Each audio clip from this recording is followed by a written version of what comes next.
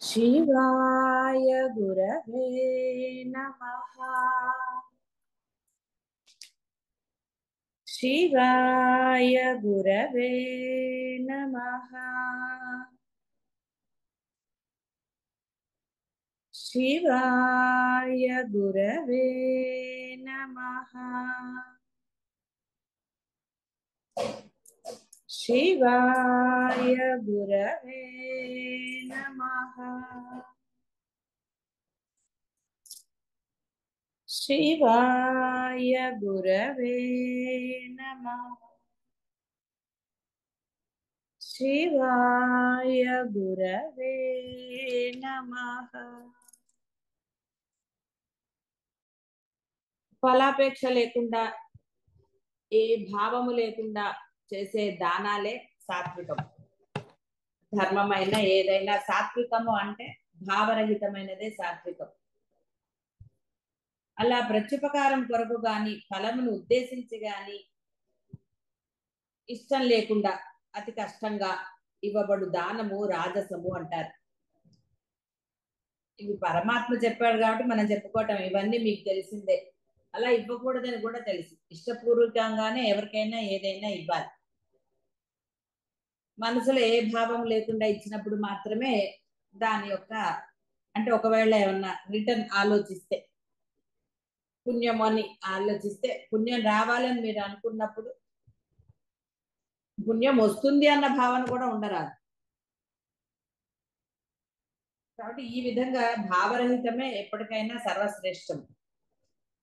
అదే మనస్సు అనేది అంటే ఆ చిత్తము చాంచల్యం లేకుండా అంటే నిర్మలంగా ఉండాలి, విశుద్ధముగా. ఏ మాత్రం కూడా మనసులో ఏ భావన కానీ ఎలాంటి అభిప్రాయాలు కానీ ఉండరాదు చేసేటప్పుడు. సర్వకాల సర్వవస్థల ఎందు గనక వాడి చిత్తం అలా ఉండగలిగితే అదే అసలైన స్వస్థితి, అదే బ్రహ్మస్థితి. ప్రత్యుపకారం కోరి చేయు దానము ఉత్తమమైనది కాదని పరమాత్మ చెప్తున్నారు. ప్రత్యుపకారమును అభిలషించి చేయు దానము బజారులోని వ్యాపార విధానమే. ఇచ్చిపుచ్చుకుని పద్ధతి శ్రేష్టమైనది కాదు, రాజస పద్ధతి. కాబట్టి ఇవన్నీ మనము మర్చిపోరాదు. అయితే ఎప్పుడైతే మనస్సు అత్యంత నిర్మలం అవుతుందో అప్పుడు అసలు భేదభావమే రాదు. భావం రాదు కాబట్టి చేసేది నిష్కామకర్మే అవుతుంది. నిష్కామకర్మ ఎప్పుడూ రక్షిస్తుంది. కాబట్టి సర్వకాల సర్వావస్థలు ఎందుకు కూడా దైనందిన జీవితంలో ఏది చేసినా సరే, ఎవరి పట్ల అయినా సరే నీ మనసు గనక భావరహితంగా ఉండగలిగితే చాలు. దానికోసమే ఈ యొక్క నామస్మరణ అనే అభ్యాసం ఇవ్వబడింది, లేదా సాధన చేయమని చెప్పటం జరిగింది. దానికి అత్యంత శక్తి ఉన్నది కాబట్టి ఆ శక్తి ఏమిటో మీకు తెలిసింది. కొంత శ్రద్ధాభక్తులతో చేసినప్పుడే మీరు మంచి అద్భుత ఫలితాన్ని పొందారు. ఇంకా కాస్త అంటే ఇక్కడ నా ఉద్దేశం ఇంకా కాస్త అంటే ఇంకో కొంచెం అంటారు. ఇప్పుడు కాస్త శ్రద్ధ పెట్టారు, ఇంకా ఎక్కువ పెట్టండి. అత్యంత శ్రద్ధ నేనన్నే చెప్పాను అంటే అది తప్ప వేరేది లేకుండా కదా. ఎందుకంటే ఎంత చెప్పినా బాహ్యాన్ని మానలేకపోతున్నారు. ఇది నేను మామూలుగా అన్నా మానలేకపోతున్నారు అని. మానాలని ఇష్టం లేదు అంతే. నిజంగా స్పష్టంగా చెప్పాలంటే అంతే. ఏది మనకు అవసరమైనది ఏది అవసరం లేనిది అనేది నిర్ణయించుకునే శక్తి లేక కాదు, కేవలము బాహ్యానికి భయపడి ఏమన్నా అనుకుంటారేమో వాళ్ళు, ఇలా రకరకాల అభిప్రాయాలు అంటే బాహ్యానికి భయపడే. పరమాత్మకి భయపడండి అంటే కాకుండా బాహ్యానికి ఇంకా భయపడుతున్నారు కాబట్టి సరే. ఎందుకంటే ఎట్లయినా అదేదో ఇంగ్లీష్ లో చెప్పినట్టు at the end this is your life అంతే. కాబట్టి ఇది మీ జీవితం, మీ ఇష్టం అంతే. ఎందుకంటే ఇప్పుడు మీ చేతుల్లోనే ఉన్నది. ఏది అద్భుతమైనది, ఏది నశించి మరల మరల ఇలాంటి అనేక రకములైన బాధలు అనుభవించవలసి వస్తుందో తెలిసిన తర్వాత ఇక ఎవరు మిమ్మల్ని ఇది చేయక్కర్లేదు. విఘ్నుడైన వాడు సరైన దారిని వెతుక్కుంటాడు. టీచర్ పాఠం బోధిస్తుంది, అర్థమైన పిల్లవాడు చక్కగా ఎలా చదువుకోవాలో అలా చదువుకుంటాడు. కొంత విఘ్నత కలిగిన వాడు అర్థం కానిది అడిగి తెలుసుకుని ముందుకు వెళ్తాడు. ఇక వేరే వాళ్ళు ఉంటారు, మూడో జాతి వాళ్ళు అసలు అటు అడగరు, ఇటు చెయ్యరు, ఏది లేదు, వాడి జీవితం వెళ్ళిపోతూ ఉంటుంది. సరే వాడు తర్వాత జీవితంలో పైకి వస్తాడా రాడా అన్నది భ్రమనీతే, దాని గురించిన వివరణ కాదు ఇక్కడ కావాల్సింది. ఏమంటే చదువుకోని వాళ్ళు కూడా లక్షలు సంపాదిస్తున్నారు కదా, ఇక్కడ లక్షల కోసం కాదుగా మాట్లాడేది, లక్షల జన్మలు నివారించుకోవడం. కానీ ఇక్కడ ఆప్షన్ పెట్టుకుంటే పరమాత్మ మీకు బోల్డ్ ఆప్షన్లు ఇవ్వడు, ఆయన చేసేస్తారు. అంటే ఆ జాగరూకత, ఆ వివేక విచక్షణాలు ఉండాలి. పరమాత్మే మనకి ఇంత స్వయంగా ఎంతమంది చెప్పినా పరమాత్మ చెప్పిన దానికి కాస్త వాల్యూ ఇస్తామని అనుకుంటే వాళ్ళందరూ పరమాత్మ స్వరూపులే, సందేహమే లేదు. ఇక్కడ సాక్షాత్తు పరమాత్మే చెప్తున్నారు కాబట్టి ఏమన్నా ఆయనకు కాస్త విలువిస్తే కనుక ఎలా ఏం చెయ్యాలి, ఎలా ఉండాలి అనేది గ్రహించుకుని ఆ విధంగా చేసుకోవాలి.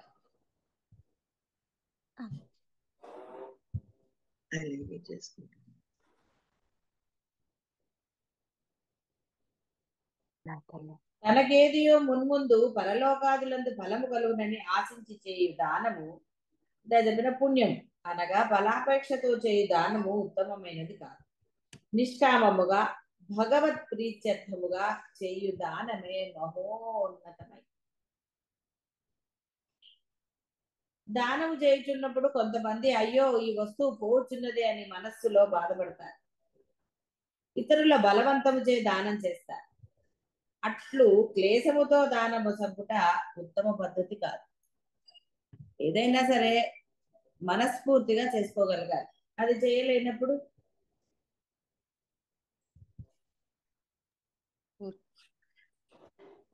కాబట్టి అలా క్లేశముతో దానము చేయుట సరి అయినది కాదు. సత్ప్రయోజనం కలుగజేయజాలదు. కనీసం పుణ్యమన్నా రావాలి కదా ఇచ్చినప్పుడు. అందుకని ఆ పరమాత్మ నామం చెప్పుకుంటూ చేస్తే గనక కనీసం పుణ్యమైనా వస్తుంది. అలా కాకుండా మనసులో ఏదో భావన పెట్టుకుని ఇంకోటి ఏదో, ఇప్పుడు ఆ భావనలో పెద్ద అవసరం లేదు. నెగటివ్ పెట్టుకుని ఇవ్వటం ఎందుకు, దాని బదులు ఇవ్వకుండా ఉంటే చాలా ఉత్తమం. ఎప్పుడైనా గుర్తుపెట్టుకో, ఎవరికైనా సరే, పని వాళ్ళకైనా సరే, ముందు రోజు మీరు ఇస్తున్నా సరే, ఎవరికి ఏది ఇస్తున్నా సరే, అది నిజంగా మీరైతే దాన్ని వాడతారా అన్న ఒక భావన మీరు ఫస్ట్ మీరు ఆలోచన చేసి ఇవ్వండి. చెప్పి ఇవ్వండి, ఇది ఇలాంటిది, నీకు ఇష్టమైతే తీసుకో లేకపోతే పారే. ఒకరికి వస్త్రాలు పెట్టేటప్పుడైనా సరే, ఏదైనా సరే, ఏదో ఒకటి పెట్టాలి అని ఎప్పుడూ పెట్టకండి. మనసు ఎప్పుడు శుద్ధమవుతుంది.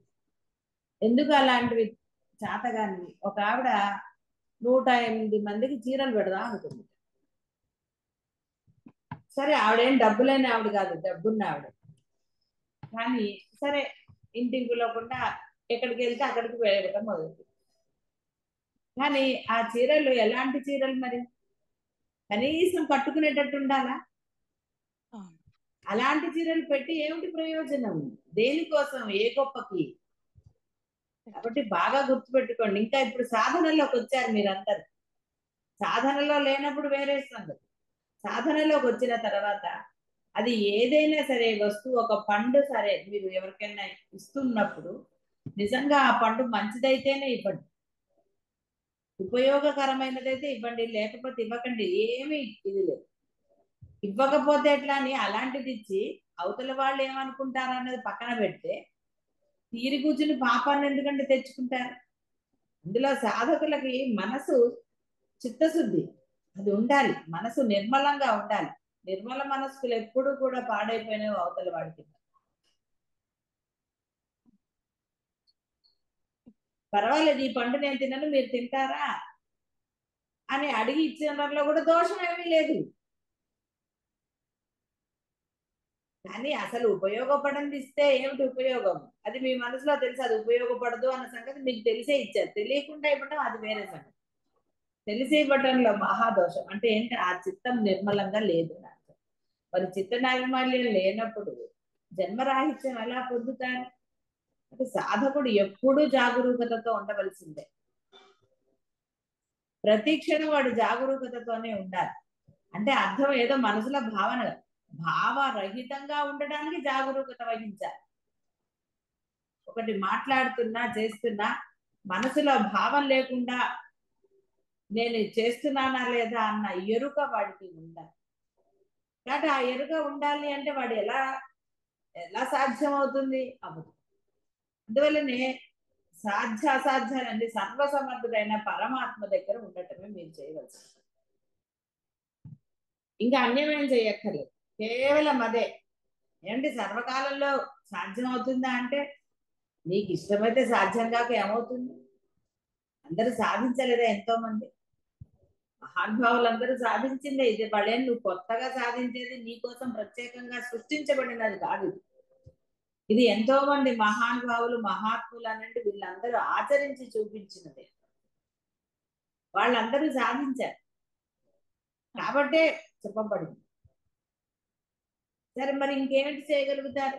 పోనీ మీరు చేస్తున్న ఎన్ని మానేసి తపస్సు చేయగలరా? పోనీ పొద్దున్న పిల్లలు స్కూల్కి వెళ్ళాకో, భర్త ఆఫీస్కి వెళ్ళాకనండి, లేదా ఉద్యోగాలు చేసే వాళ్ళు సెలవు పెట్టానండి.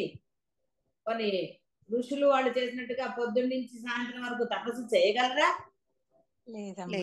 ఇంట్లో ఉండేనా? పోనీ ఏసీ రూమ్ లో కూర్చొని చేయగలరా?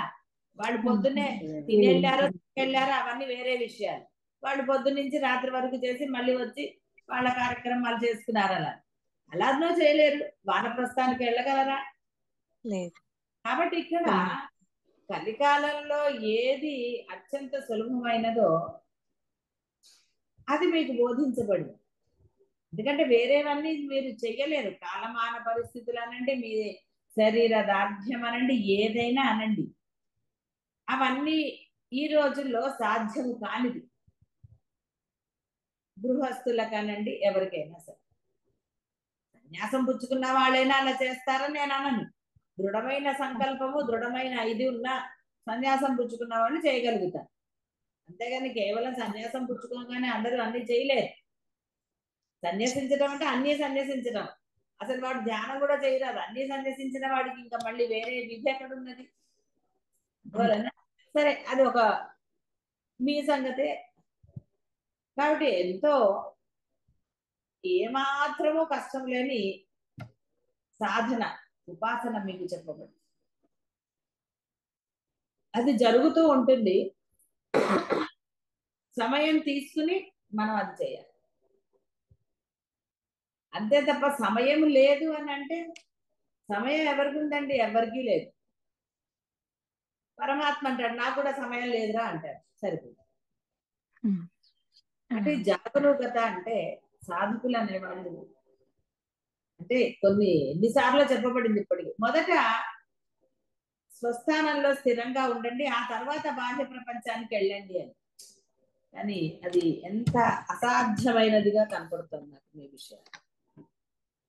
ఎందుకంటే ఎవరు కూడా దాని అంత పెద్ద శ్రద్ధ ఏమి పెట్టట్లేదు. ప్రత్యేక శ్రద్ధ కూడా ఏం పెట్టడం లేదు. సాత్వికం. దానమునకు తగని అపవిత్రములకు ఏవి చేయరాదు. ఇవ్వకూడని వారికి ఇవ్వకూడదు. అమర్యాదతో ఇవ్వబడు దానము తామస దానం. సత్కార్య శూన్యమగు అమర్యాద. చూడండి, కొంతమంది బయట ఉంటాయి ఫోటోల కోసమే ఉంటుంది. దానం చేస్తూ కూడా ఫోటోలు ఏమిటండి? బాహ్యంలో చూడండి, అప్పుడు ఈ మధ్య కరోనా వాళ్ళకి వీళ్ళకి దానం చేస్తూ ఫోటో ఏమిటి? దాన ధర్మాలు చేస్తూ ఫోటోలు పేపర్లో ఇవి అవన్నీ సరే వాళ్ళు చేశారు. ఫోటోల కోసమో లేకపోతే ఇస్తున్నప్పుడు ఇదో డాంబికమో ఇలాంటివన్నీ కూడా కూడదు అని చెప్తున్నారు. అమర్యాదతో ఉన్నది అంటే ఇష్టం లేకుండా కానీ ఇలాంటివన్నీ కూడా తామసికాలు. సరే ఏది దానికో పేరు పెట్టాడు అంతే పరమాత్మ. ఫస్ట్ సెకండ్ థర్డ్ క్లాసులు అన్నట్టుగా అక్కర్లేదు. ఫస్ట్ క్లాస్ లో ఉంటేనే ఉత్తములుగా ఉన్నప్పుడే జన్మరాహిత్యం లభిస్తుంది, ఉత్తమమైన జన్మరాహిత్యం. లేకపోతే ఎలా లభిస్తుంది? కాబట్టి దానము చేయుతున్నప్పుడు సత్కార భావనతో, మర్యాదతో, ఆదరముతో చేయవలెను. తిరస్కార భావంతో కానీ అనాదర భావంతో కానీ ఆ పో తీసుకుని పో, ఇక్కడ అది కూడా ఇచ్చారు అని డబ్బు మున్నగు వాణిని విసిరివేయరాదు, తిట్టుకొనుచూ ఇవ్వరాదు. అది అంతయు తామస లక్షణమే. కాబట్టి ఎవరికి ఏది ఇస్తున్నా సరే అహంకార పూరితంగా ఇవ్వరాదు, వినయంగా ఇవ్వాలి. నీకు ఆ యొక్క అవకాశం ఇచ్చారు వాళ్ళు, పరమాత్మ నీకు అవకాశం ఇచ్చాడు, వాళ్ళు కూడా వాళ్ళు తీసుకుంటూ నీకు అవకాశం ఇచ్చారు. కాబట్టి మన ఇంటికి ఎవరు వచ్చారని కాదు, మనం ఏమి ఇస్తున్నామని కాదు, ఎక్కడైనా సరే ఏదైనా సరే మీరు వినయపూర్వకంగా ప్రేమగా ఇచ్చినప్పుడే అది ఎవరికైనా సరే గుర్తుపెట్టుకోండి. పిచ్చగాళ్ళకని పని వాళ్ళక అసలు ఎవరికైనా సరే మీరు వడ్డన చేసేటప్పుడు కూడా విసుగ్గా చేయకండి. ఎవరికి వడ్డన చేస్తున్నా సరే ఆ వడ్డనలో మీలో చిరాకు కానీ లోపల భావం కానీ ఉండరాదు, బాగా గుర్తుపెట్టుకోండి. ఇలా ప్రతి విషయంలోనూ ఉండాలి. ప్రతి విషయంలో కూడా ఆ వినయం ఇవన్నీ రావాలి అంటే అంత తేలిక కాదు. అంటే ఎన్ని సంవత్సరాలు వేరే విధంగా ఉండి ఒకటేసారి ఇలా రావాలి అంటే చాలా కష్టమవుతుంది. కాబట్టి దానికోసమే ఆ పరమాత్మ స్మరణ ఇవ్వబడింది. సర్వకాల సర్వవస్థలు ఎందు గనక మీరు ఆ పరమాత్మ ఎందే ఉంటే తప్పక మీలో అన్ని మార్పులు చాలా సహజంగా అత్యంత శీఘ్రంగా జరుగుతాయి. కష్టపడక్కర్ల వాటి కోసం.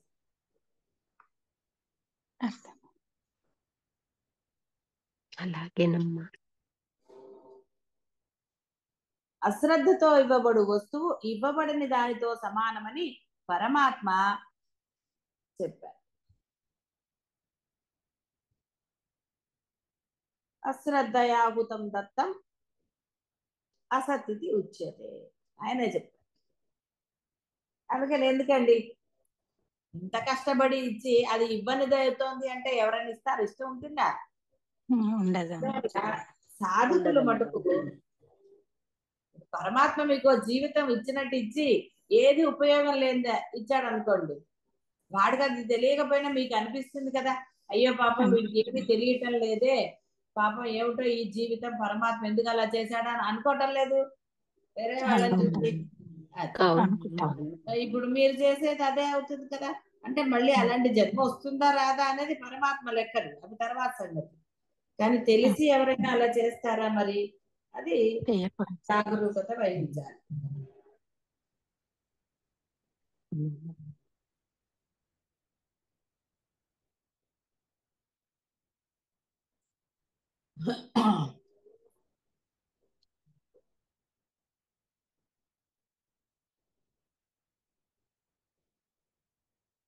పరబ్రహ్మానికి ఓం అని, తత్ అని, సత్ అని ఏదో పేర్లు చెప్పారు.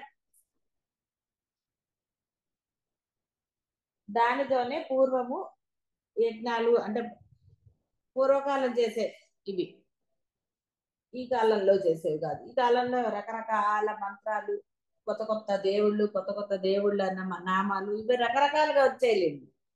కాబట్టి ఇవన్నీ కూడా తత్ సత్ అంటే నిత్యమైనది ఏది మాత్రమో అదే. ఓం అంటే ప్రథమంగా అనేది అర్థం, ఆయనే ప్రథముడు అని చెప్పటానికి. పరబ్రహ్మము వాస్తవముగా నామరూపరహితమైనను భక్తులు ధ్యానించుటకు, చింతించుటకు దానికి నామములు నిర్దేశించబడ్డాయి. అవి ఏ ఓం తత్ సత్. అట్టి మంత్రముల చింతన ద్వారా లక్ష్యమగు పరబ్రహ్మాన్ని జనులు ధ్యానిస్తారు. సాక్షాత్ పరబ్రహ్మం యొక్క వాచకములు గనక వాటికి మహత్తరమైన శక్తి, పవిత్రత కలిగి ఉంటుంది. ఓం తత్ సత్ అంటారు. ఇప్పుడు మీరు మళ్ళీ ఓం తత్ సత్ అనే పట్టుకోక్కర్లేదు. లేదు. ఆ అదే చెప్పారు కదండి. అలా పరబ్రహ్మం ఆ, చెప్పింది కరెక్టే, కానీ ఆయన నామాలు కూడా చేయమని చెప్పారు. ఆ, ఇది ఒక ఏమంటారు జనరల్ నాలెడ్జ్, జీకే అన్నమాట. మొదట ఇలా చేశారు అని చెప్తున్నారు. వేరే నామాలు లేనప్పుడు ఆ ఓం తత్ సత్తే ఉన్నాయని చెప్పారు. ఓం తత్ సత్ అని, ఆ, అంతే తప్ప ఇప్పుడు మళ్ళీ అవి పట్టుకోమని ఏం చెప్పట్లేదు. అందుకే ప్రతి నామానికి అప్పుడు మంత్రోచ్చారణ అంటే గురువుల దగ్గర ఓం అనేది ముందర పెట్టి చివర నమః అని కూడా చెప్పమన్నారు. కానీ ఆ, ఇవి భలే కష్టమైనవి. ఓం ఓం ఓం అంటే అర్థం లేదు. ఆ ఓంకారానికి కూడా ఉన్నది, ఏ పద్ధతిలో ఎలా చెప్పాలి, ఆ గాలి ఎంత పీల్చి, ఇలాంటివన్నీ ఉన్నాయి. కాబట్టి అనవసరమైన వాటి జోలికి వెళ్ళకండి. ఆ ఓం అనటం అనేది కూడా ఒక పద్ధతి ప్రకారం అన్నప్పుడే ఆ ఓంకారం పరబ్రహ్మకు సంబంధించింది అవుతుంది. మీరు ఇష్టం ఓం ఓం ఓం ఓం అంటే అవదు. సహస్రనామాలు చదివేటప్పుడు స్తోత్ర ఓం ఓం ఓం ఓం అంటే ఏమర్థం, బ్రాహ్మలు అనేస్తున్నట్టు అలా అనకూడదు. దానికి అసలు ఆ ఓంకి అసలు అర్థం కూడా లేదు. ఇందాక ఇష్టం లేకుండా ఇచ్చినది ఇవ్వబడనట్లే అని ఎలా చెప్పారో, ఇది కూడా నువ్వు ఆ ఓం అన్నా అననట్టే, అంటే అసలైన బ్రహ్మవాచకం కాదు. ఆ, కానీ అలాంటివి లేనిదే హాయిగా సింపుల్ గా చెప్పుకోండి అని చెప్పండి. అలా. ఆ నామాలని శ్రద్ధగా పలకండి. ఎందుకు పెద్ద పెద్ద నామాలు తీసుకుంటే శ్రద్ధగా చెప్పలేదు. శ్రద్ధగా చెప్పే చిన్న నామం చాలు. ఏ నామమైనా అందరూ ఒకటే, వాళ్ళందరూ పరబ్రహ్మ స్వరూపులే, రూపాలతో ఆ, వచ్చారు తరింపజేయడానికి, అంతే తప్ప వాళ్ళేమి దేవతలేమి మీకన్నా చిన్నవాళ్ళు కాదు. మీరు వారితో సమానం, మీరు బ్రహ్మమైనప్పుడు వారితో సమానులో, వారికన్నా అధికులు అని చెప్పవచ్చు. అంతే తప్ప మీరు మానవులుగా అంటూ కోరికలు కోరుకుంటూ మనసులో సంకల్పాలు పెట్టుకున్నప్పుడు మీకన్నా వారు ఉన్నతులే. వాళ్ళకి పాపం సంకల్పం అంటూ వేరే ఏం లేదు, అడిగింది ఇవ్వటమే వాళ్ళకి తెలుసు. పరబ్రహ్మం ఏది ఇమ్మంటే అదే ఇస్తారు వాళ్ళు. పరబ్రహ్మ నియతిలోనే వాళ్ళు నడుచుకుంటారు.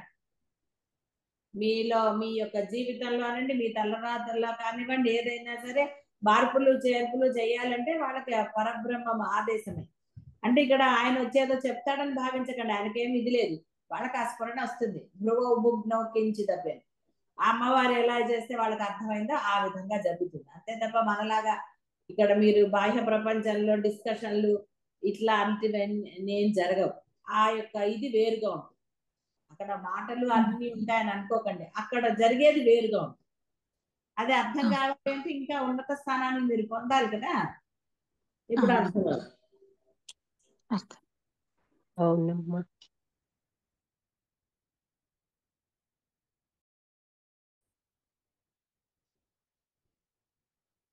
సరే, ఓంకారం గురించి ఇక్కడ చెప్పబడింది. దాని అందుకే అది చేస్తారు అని. సరే, ఇప్పుడు మీరే యజ్ఞాలు యాగాదులు చేయటం లేదు కాబట్టి మీరు ఏ నామస్మరణ నిరంతరం జపం చేస్తున్నారో అది ఓము ఒకటే అర్థం. అలా.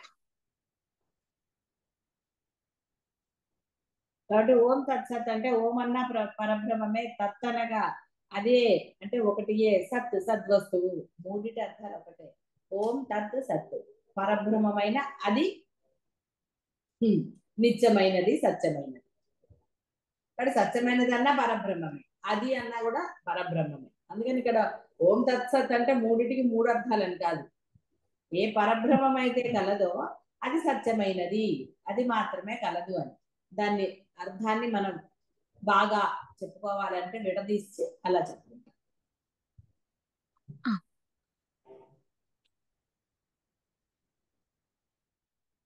కాబట్టి ఓం తత్సత్ అనగా బ్రహ్మ సత్యం జగన్మిథ్యాను సర్వ వేదాంత సిద్ధాంత సార సంగ్రహము చెప్పబడుతోంది ప్రస్ఫుటంగా. కాబట్టి అలా నామస్మరణ చేయుచు సద్వస్తువు బ్రహ్మాన్ని సత్యంగా భావిస్తూ విద్యాభూతమగు దృశ్య జగత్తును అసత్యంగా తలచుచు వైరాగ్య భావాన్ని అభివృద్ధి చేసుకోవాలి. సద్రూప దైవ భావనను, ఆత్మ భావనను దృఢపరుచుకోవాలి. మీ నామోచ్చరణ, మీ చేసే నామస్మరణ ఎందు మీకు ఆ భావం ఉండాలి. కాబట్టి రాముడు అనగానే పరిమితి అయిన శరీరం కలవాడు కాదు, అపరిమితమైన ఆ పరబ్రహ్మమే. కృష్ణ అన్న అదే, అమ్మ అన్న అదే, ఏదైనా సరే ఆ యొక్క భావన. అందుకని అంటే అర్థము అలాంటి భావన అంటే ఏ భావన లేకపోతే అంతా అదే అని భావన కలుగుతుంది. భావన ఉంటే భావన అనేది మిమ్మల్ని ఒక పంజరంలాగా అక్కడికి ఆపేస్తుంది. అందువలన భావరహితం. అంతా ఉన్నది అదే అని తెలుసుకోవాలి అంటే ఇంత అని పెట్టుకోకూడదు కదా. కాబట్టి మీరు ఇంత అని బాహ్యంలోనే ఉంటే అనంతమైన బ్రహ్మం ఎలా సాధ్యపడుతుంది? కాబట్టి బాహ్యాన్ని వదిలితే తప్ప మీరు పూర్ణత్వం సిద్ధించే వరకు అత్యంత కఠినంగా బాహ్యాన్ని వదిలేసినప్పుడు మాత్రమే మీరు ఆ వెంటనే పొందుతారు. ఇదే అర్థం కావటం లేదు. ఏంటంటే మీరు ఎంత రోజులు ఇప్పటికే అవ్వట్లేదు కదంటే ఇంకా ఎన్ని రోజులు పడుతుందో, అమ్మో బాహ్యం వదిలేస్తే ఎట్లా అని భయపడుతున్నారు. అసలు ముందు దాని అంటే ఇప్పుడు ఈ మొండి పట్టుదలలో ఏదో అది తీసుకెళ్లి దాంట్లో పెడితే అది అసలు ఆయన చక్కగా క్లియర్ గా రికాబు కాలు అంతే, అంతలోనే మీరు సంపాదించవచ్చు అని చెప్పినది ఆ సూక్ష్మం మీకు అర్థం కావాలి. ఎందుకంటే ఎన్ని రోజులు అవుతుందో ఈ లోపల ఎన్ని ఇవన్నీ వదిలేసుకోవాల్సి వస్తుంది. బంధాలు ఏమైపోతాయి, వాళ్ళందరూ మన గురించి చెడ్డగా అనుకుంటారో, ఏమనుకుంటారో, ఏమి నష్టపోతామో ఈ పని. పొందిన వాళ్ళు రమణ మహర్షి ఉన్నారు, మీ గురువులు ఉన్నారు, ఇంతమంది ఉన్నారు, వాళ్ళందరూ సంసారంలోనే ఉన్నారు, వాళ్ళు పొందారు, మేము కూడా వెంటనే పొందవచ్చు అన్న ఇది రావటం లేదు. అంటే అర్థం బాహ్యంలో అంత కూరుకుపోయి ఉన్నారని కాదు, బాహ్యాన్ని అంత గట్టిగా పట్టుకున్నారని. కఠినంగా అంటే ఆ సిద్ధి పొందే వరకు అంటే అది ఎన్ని రోజులు అవ్వదు అసలు. నిజంగా మీరు ఇష్టపూర్తిగా ఆ పరబ్రహ్మం ఎందే మనసా వాచా కర్మణ ఉంటే అది అత్యంత సులభమైనది. గురువు గారికి కూడా అన్ని రోజులు పట్టింది కదా అంటే గురువు గారికి అది బ్రహ్మం అని చెప్పేవాళ్ళు లేరు. అమ్మవారు ఒక పద్ధతిలో ఆవిడని పట్టుకొచ్చింది. అమ్మవారు ఒకటేసారి తీసుకెళ్ళి అక్కడ కూర్చోబెట్టచ్చు, కానీ ఆవిడ లెక్కలు ఆవిడవి. ఆవిడ ఎప్పుడు ప్రకటించాలో అప్పుడే ప్రకటిస్తుంది తప్ప ఆవిడకి ఏం కంగారు లేదు మానవులు లాగా. అంతా బ్రహ్మనీతి ప్రకారం జరుగుతూ ఉంటుంది. అందువలన దాని గురించి నా చింత ఉండకూడదు. అన్ని చేశానంటున్నారు కదా అంటే మనశుద్ధి జరగాలి.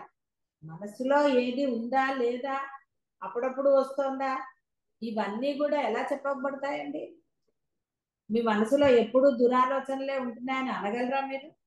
ఎప్పుడు మంచి ఆలోచనలే అని అనగలరా? ఏది అనలేరు. దీనికి ఇంకోటి ఏంటి అవుతుంది, ముందు జన్మలు వెనక జన్మల కర్మలన్నీ కూడా తీయవలసి వస్తాయి. ఇలాంటివి ఎన్నో లెక్కలు ఉంటాయి పరబ్రహ్మ యందు. కాబట్టి వారు ఎలా చేశారన్నది మీకు అనవసరమైనది. మీరు అసలు బ్రహ్మాన్ని పట్టుకున్నారో లేదో ఆలోచించకుండా మిగతావన్నీ దేనికి అసలు? ఎదురుకుండా ఉన్నవి తినకుండా రేపేం చేస్తారు, ఎల్లుండి ఏం చేస్తారు, ఇంకెక్కడ అక్కడేమున్నాయి ఇక్కడేమున్నాయి అంటే అర్థం ఏమైనా ఉందా? హాయిగా ఎదురుకుండా ఉన్నవి తినరా ఫస్ట్ అంటారు అంతే తప్ప లేనివి లేదా రాత్రికి ఏంటి ఎల్లుండికి ఏంటి అవన్నీ ఎందుకు?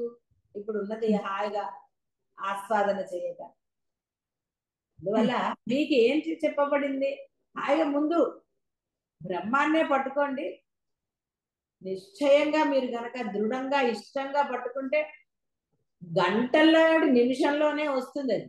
కానీ ఆ నమ్మకం మీకు లేదు. గురువు మాట ఏంటంటారా, పరబ్రహ్మ మాట ఏంటా, వశిష్ఠుల వారు చెప్పిందా, ఇంకోట నమ్మకం లేదు. ఎందుకంటే బోధ అన్ని రోజులు జరిగింది, అలా జరిగింది, ఇలా జరిగింది అని చెప్పటం వల్ల. కానీ ఇక్కడ మీరు మర్చిపోయే విషయం ఏమిటి, మన రోజు అంటే మన కాల పరిమాణము వాళ్ళది ఒక రోజుది ఒకటిగా లేదు. యుగాలకి మారినప్పుడు మనకి ఒక రోజంతా అంటే 24 గంటలు పెట్టినట్టు వాళ్ళకి ఎన్ని ఘడియలు ఉన్నాయో అప్పుడు ఘడియలు గంటలు లేవు. అందువల్ల అలాంటి అనవసరమైన ఆలోచనలు చెప్తున్నాను కదా, బాహ్యం అదంతా. అసలు నీకెందుకు వేరేవన్నీ? ఒరే బాహ్యాన్ని వదిలేసి పట్టుకోరా, సర్వకాల సర్వావస్థల యందు ఆ బాహ్యాన్ని అంటే నువ్వు దీక్షగా నియమనిష్టగా ఉన్నప్పుడు సర్వం వదిలే నీ యొక్క ధర్మమైన ఆ ఇంటి పని అని చేసుకోవచ్చు. ఆఫీస్ వాళ్ళు సెలవులు పెట్టుకోవచ్చు, ఏమి దానికి ఏం డోకా లేదు. ఎందుకంటే అవసరమైనప్పుడు బోల్డ్ సెలవులు పెట్టుకుంటారు. బాహ్యం గురించి ఎన్ని సెలవులైనా పెట్టుకుంటారు, దీక్షల గురించి సెలవు పెట్టరు. అదే తేడా. కాబట్టి దీక్షల గురించి సెలవు పెట్టచ్చు. ఏమంటే సెలవు పెడితే ఇంట్లో పనులు చెప్తారండి అంటే అది నీ యొక్క ముందరే నీకు నువ్వు పెట్టుకున్న విఘ్నం. నిజంగా నువ్వు అంత దీక్షాపరుడవే అయ్యి చేసుకుంటే ఇంట్లోనే ఉండి చేయాలని రూల్ ఏం లేదు. క్షేత్రాలకు వెళ్ళి చేసుకోవచ్చు, అంటే ఇంకొక స్థానానికి వెళ్ళి చేసుకోవచ్చు, ఎక్కడో అక్కడ ఏందో ఒక రూమ్ అద్దెకు తీసుకుని కూర్చొని చేసుకోలేవా? సరే, ఇప్పుడు మీకు సత్సంగా వాళ్ళందరికీ అరుణాచలం ఉన్నది, ఏమంటే అరుణాచలం వస్తే కూడా పనులు ఉన్నాయి కదండి అంటే, నిజంగా నీ యొక్క సంకల్పం దృఢమైనది అయితే నీకు ఏ పని ఇవ్వబడదు. దృఢ సంకల్పం లేదు కాబట్టి పనులు ఇవ్వబడుతున్నాయి, వేరేవన్నీ చెప్పబడుతున్నాయి. నీకు దృఢ సంకల్పం ఉంటే పని ఎందుకండి? పని ఇవ్వరు, ఎవరు ఇవ్వరు. దృఢ సంకల్పం లేకపోవటం వల్ల చేయవలసి వస్తుంది. కానీ దృఢ సంకల్పం ఉంటే మీ ఇంట్లో కూడా మీరు చేసుకోవచ్చు. ఇంట్లో కుదరదు, ఇంట్లో మళ్ళీ వేరేవన్నీ ఉంటాయి, ఏవో చేయవలసి వస్తుంది, లేదా ఏదో డిస్టర్బెన్స్ ఉంటుంది అనుకున్న వాళ్ళకి వేరే. కాబట్టి ఇక్కడ ముందు మీ మనసులో ఆ దృఢమైన సంకల్పమా అభిప్రాయమో కలగాలి. నేను ఇది పొందే వరకు బాహ్యం వైపు కన్నెత్తి చూడను అన్న దృఢ విశ్వాసమో సంకల్పమో ఏదో మీరు చేస్తే అప్పుడు అది చెయ్యాలంటే ముందు గురువులు చెప్పినది, బ్రహ్మం చెప్పింది, జగద్గురువులు కృష్ణ ఇవన్నీ వీటి యందు పరమ విశ్వాసం, పూర్తి విశ్వాసం ఉండాలి. ఇక్కడ ఎక్కడ విశ్వాస లోపం జరుగుతుంది, ఎక్కడ దృఢ మీకే తెలియాలి. విశ్వాసం లేదా, లేక దృఢ విశ్వాసం లేదా, లేక ఇప్పుడే ఇష్టం లేదా, ఇలాంటివన్నీ ప్రశ్నలు మీకు మీరు వేసుకోవాల్సిందే.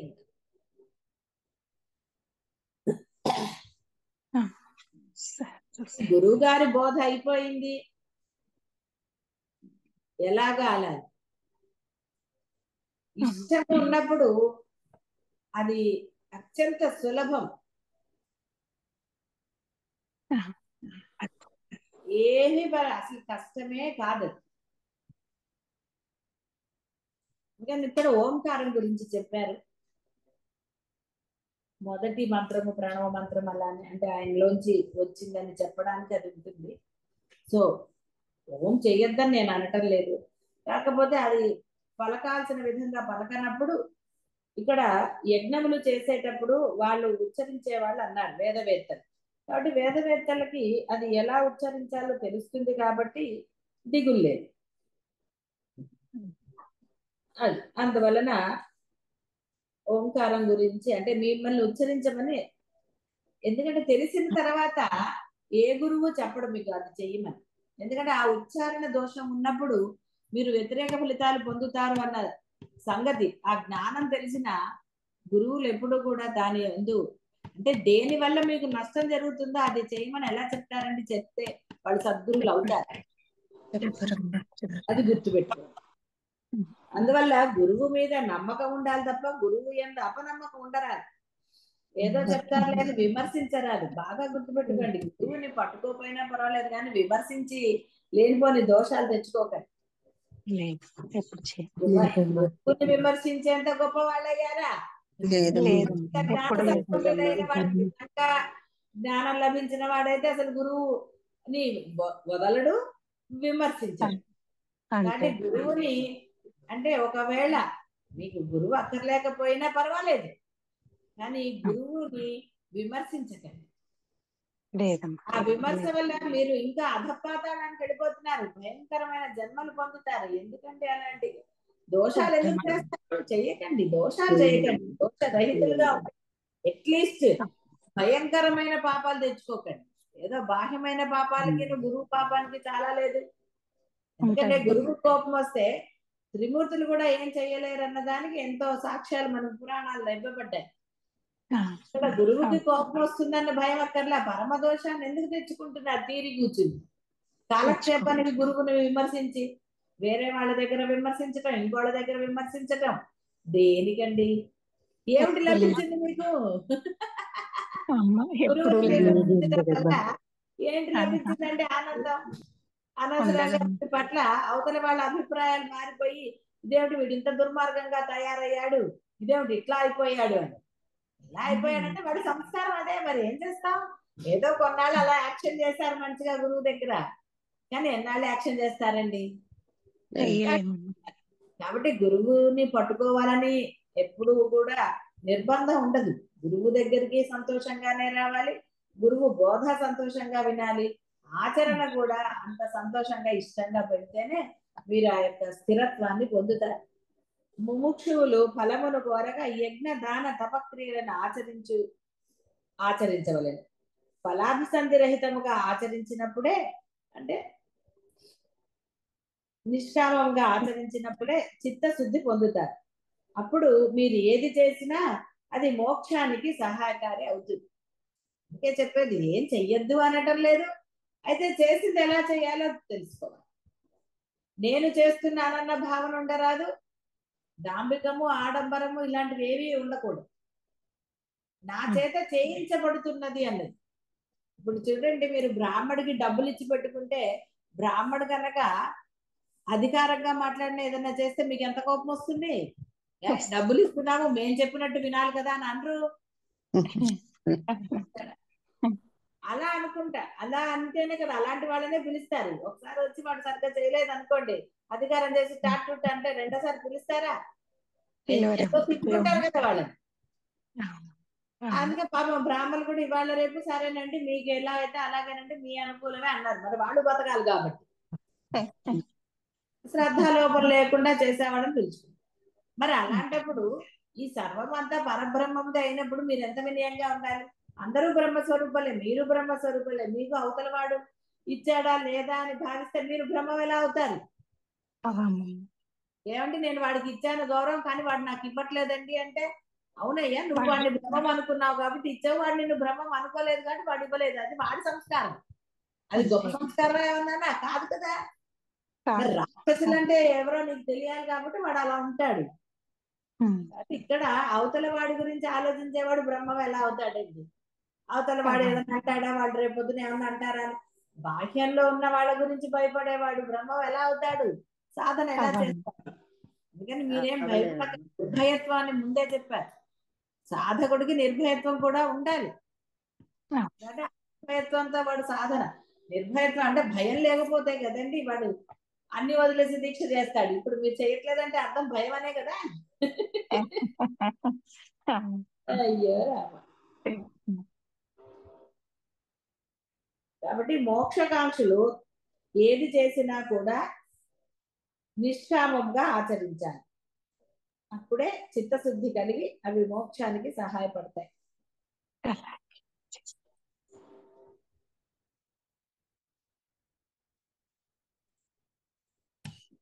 కాబట్టి యజ్ఞదాన తప కార్యాలు ముముక్షులు వదిలివేయరాదన్నారు. కాబట్టి యజ్ఞదాన తప కార్యక్రమాలు అంటే అర్థము ఇంకా పూర్ణత్వం రానప్పుడు మీరు ఏది చేసినా నిష్కామంగా చెయ్యాలని చెప్తున్నారు. తపస్సు చేసిన, అందుకే ఇప్పుడు మొదట్లో లక్ష్యాన్ని గుర్తుపెట్టుకుంది అని నామస్మరణ చేయమని చెప్పబడింది. ఇప్పుడు అలా చెప్పబడుతోందా? తెలిసిన తర్వాత ఉన్నది పరబ్రహ్మమే అని తెలిసాక ఇంకా మళ్ళీ పరబ్రహ్మంని చేరుకోవాలి అన్న పాయింట్ ఎందుకండి? చేస్తూ ఉంటే అక్కడే ఉంటారు కదా. ఎక్కడికన్నా వెళ్ళాలంటే బస్సో రైలో ఏదో ఒకటి ఎక్కాలి. ఎక్కడికి వెళ్ళక్కర్లేదండి. ఏమిటి ఎక్కుతారండి? ఇంట్లో కూర్చుని కార్లు తిరుగుతారా? తిరగరుగా ఎవరు. ఇంటికి వెళ్ళడానికి కారు ఎక్కాను, ఇంటి ముందర ఎక్కి మళ్ళీ అక్కడ దిగుతారా? కాదు కదా. కాబట్టి ఇప్పుడు మీకు తెలిసిపోయింది, అది సత్యమని అంగీకరించారు పాపం. అదైన తర్వాత ఇంకా దేని గురించి చింత? ఇంకా అప్పుడు లక్ష్యం అంటే విడిగా లేదు. అందుకే నిష్కామంగా అన్నారు. యజ్ఞ దాన తప కార్యక్రమాలు నిష్కామంగా. కాబట్టి తపస్సు అంటే ఈయన యొక్క నామస్మరణ. ఈ యజ్ఞము అంటే మీ యొక్క ధర్మాలు. యజ్ఞాలు అనగా మీరు బయటకు వెళ్ళేసా లేదా నోములు వ్రతాలు ఇలాంటివన్నీ నేను చెప్పటం లేదు. మీరు చేయవలసినది మీ ధర్మం. ఎన్నోసార్లు చెప్పబడింది మీ ధర్మం. ఇంట్లో ఇద్దరు గనక ఈ మార్గంలో లేకుండా వేరు మార్గంలో ఉన్నా, మీకు కోరికలు ఉన్నా, ఎవరి మీదన్నా భేదాభిప్రాయాలు ఉన్నా, మీరు మీ యొక్క మీకు విధించబడినవి అంటే మీ యొక్క గృహస్థాశ్రమానికి ఏవైతే నోములు వ్రతాలు విధించబడ్డాయో అవి చేయాలి. మాకు ఏది ఎలా ఉందో పరబ్రహ్మ నీతి ప్రకారం దాన్ని మేము యాక్సెప్ట్ చేస్తామంటే మాకు ఎవరి మీద ఎటువంటి ద్వేషము లేదు, ఎటువంటి ఇష్టము లేదు. అందరి అందు ఒకే భావం. అది సొంత పిల్లలైనా సరే, పక్క పిల్లలైనా సరే. అలాని తీసుకెళ్లి వాళ్ళకి ప్రతి పండగకి వాళ్ళకి బట్టలు కొనమని చెప్తారా? అలా ఏం చెప్పడం లేదు. లేదు బాగుంది పండగ చెప్పారు. రోజు వాళ్ళు వచ్చారు కాబట్టి వాళ్ళకు కూడా బట్టలు ఇవ్వాలండి, అవి అక్కర్లేదు, అంత ఓవర్ యాక్షన్ అక్కర్లేదు కదా. సమానంగా అవునమ్మా. చూడటము అంటే అర్థం ఏమిటి? భేదం లేకుండా ఏది నువ్వు ఇవ్వగలుగుతావో అది ఇవ్వటం, అంతేగాని తీసుకెళ్లి ఇవ్వటం అని చెప్పటం లేదు. ఆ సందర్భానికి తగ్గట్టుగా మీరు ప్రవర్తించాలి. సరే, ఇవన్నీ కావాలంటే ఆ తపస్సు, అందుకనే తపో యజ్ఞ దాన కార్యక్రమాలు అన్నారు, ఫస్టే తపస్సు చెప్పారు. నువ్వు కనుక తపస్సు చేస్తే నీకు ఎలా ఉండాలి, ఎలా మాట్లాడాలి, ఏమిటి ఇవన్నీ తెలుసు. అప్పుడు యజ్ఞం అంటే నీ యొక్క ధర్మాన్ని ఎలా ఆచరించాలో నీకు అనుభూతం, అంటే నీకు అనుభవం స్ఫురణకు వచ్చేస్తుంది. ఆ దానము కూడా అప్పుడే చేయాలి, ఇవ్వగలుగుతావు. దానం అంటే ఏంటి? ఇచ్చేదే కదా దానం. అప్పుడు అవునమ్మా. ఇవ్వగలుగుతాం. ధర్మము చేసినప్పుడు దానము చేయగలం, ఒక వస్తువు ఇవ్వగలుగుతాం. నీకు అవసరం లేని వస్తువులు నీ ఇంట్లో పెట్టుకున్నావు, ఎవరికైనా ఇచ్చావా? అవసరం లేని వస్తువులు ఎన్ని ఉన్నాయండి, వేరే వాడికి ఉపయోగపడతాయని ఇస్తున్నారా? చూసారా, ఎప్పటికో అప్పటికి వస్తాయిలే అనుకుంటారు. మీరే వాడండి, మీ పిల్లలు ఏం వాడతారండి, వాళ్ళు వాడతారేమో అని అంటారు. ఏంటండి వాడేది? వాడతారా? వాడరు. ఎవరు వాడరు. వాడరు. పోనీ అది అలా పాడైపోయే బదులు మళ్ళీ వేరే వాళ్ళకి ఇస్తున్నామా? అది వస్తువైనా, బట్టలైనా, ఇంకోటైనా ఇంకోటైనా, మరి ఎందుకని? దాని మీద ఒక మమకారం, ఏదో దాని మీద ఒక అభిప్రాయం. అమ్మా. మరి అభిప్రాయాలు అవి ఉన్నప్పుడు అవి ఇంట్లోనే ఉంటాయి, అటక మీదే ఉంటాయి, పాడైపోతాయి. అంతే తప్ప అవునమ్మా. దానివల్ల ప్రయోజనం లేదు కదా. లేదు. నిష్కామంగా చేయగలుగుతారా? కాబట్టి ఇక్కడ లేదు. ఇప్పుడు ఏదో ఇల్లు ఖాళీ చేయమని నేనేం చెప్పటం లేదు, అర్థం చేసుకోండి. అంటే అనవసరమైనవి పెట్టుకున్నందువలన ఏమిటి జరుగుతుందో మీకు తెలుసు. బాహ్యం ఇంకేం వదులుతుందండి? ఇవి ఇవి సర్దా అవి సర్దా ఇవన్నీ లేవు, అవును. అవన్నీ. కానీ అంటే నిజంగా ఆ పరమాత్మ ధ్యానం చేస్తే, అవును కదా, నాకు ఉపయోగపడినప్పుడు ఇంకోరికి ఉపయోగపడుతుంది కదా, ఇది ఇది నేను వారికి ఇచ్చేస్తే బాగుంటుంది కదా అన్న ఆలోచన వచ్చింది అనుకోండి, ఇంట్లో చెత్త ఉంటుందా? ఉండదు. మనం వాడే వస్తువు మంచిదైనా చెత్తే కదండి. అవునమ్మా. అది ఉపయోగం ఉన్న వాళ్ళకి ఇవ్వండి, వాళ్ళు సంతోషిస్తారు, చక్కగా వాడుకుంటారు. కాబట్టి తపోదానాది పుణ్యకార్యములకు ముముక్షువు ముక్తి రూపమగు తన లక్ష్య ప్రాప్తికై తప్పక ఆచరించి తీరాలి.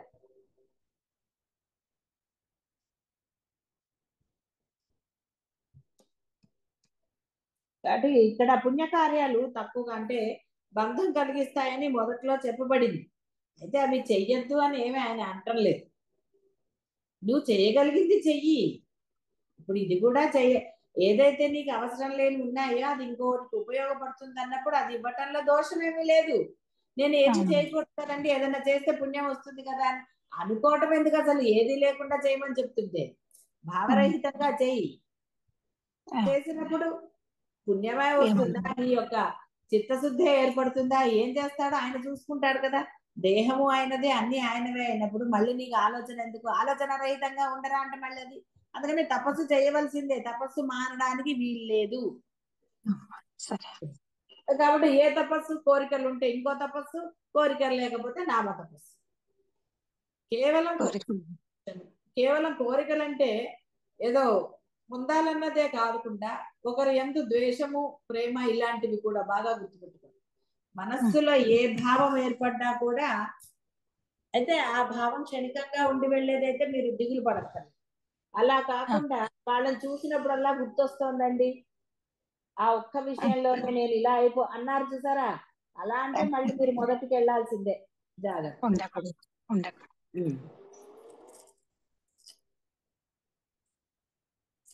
కాబట్టి మహాత్ముల వాక్యం అంటే అంతటి జగద్గురువు చెప్పిన వాక్యములపై విశ్వాసం ఉంచి సాధకులు అంటే నిష్కామంగా ఈ యొక్క అంటే తమ యొక్క ధర్మాన్ని, తపస్సుని అన్నిటినీ ఆచరించాలని పరమాత్మ చెప్పారు. అంటే అందరూ కూడా ఏ విధంగా ఉండాలో అనేది చాలా సుస్పష్టంగానే మీ అందరికీ అర్థమైంది. అందులో సందేహం ఏం లేదు, నాకు కూడా చాలా బ్రహ్మాండంగా మీకు అర్థమైంది. బాగా బోధ అనేది 100% మీకు అర్థం కాలేదంటానికి లేదు, 100% మీకు అర్థమైంది. కేవలం మిగిలింది ఆచరణ మాత్రమే. బాహ్యమందు మీరు ఆ భయాలు ఏవో మీకున్నవి, నేను అన్న అభిప్రాయం అయినా సరే, నేనే ఉందనుకోండి, నేను లేకపోతే భయం ఎక్కడి నుంచి వస్తుంది? అది ఇప్పుడు ఎట్ ది ఎండ్ మీ లైఫే కాబట్టి, మీ లైఫ్ ఇంకా లైఫ్లతో ముడిపెట్టుకోవాలా, బ్రహ్మంతో తాదాత్మ్యత పొందాలా, ఏకత్వం పొందాలా అనేది మీ చేతుల్లోనే ఉంది. కాబట్టి ఆ విధంగా ఉత్తమమైన నిర్ణయం తీసుకుంటారనే గురువు ఆశిస్తారు. ఆయన యొక్క ఆశీర్వాదం కూడా అదే ఉంటుంది. కాబట్టి అందరూ కూడా ఉత్తమమైన ఆ యొక్క జీవ బ్రహ్మైక్యాన్ని పొందడానికే ప్రయత్నం చేయండి. శుభం భూయాత్.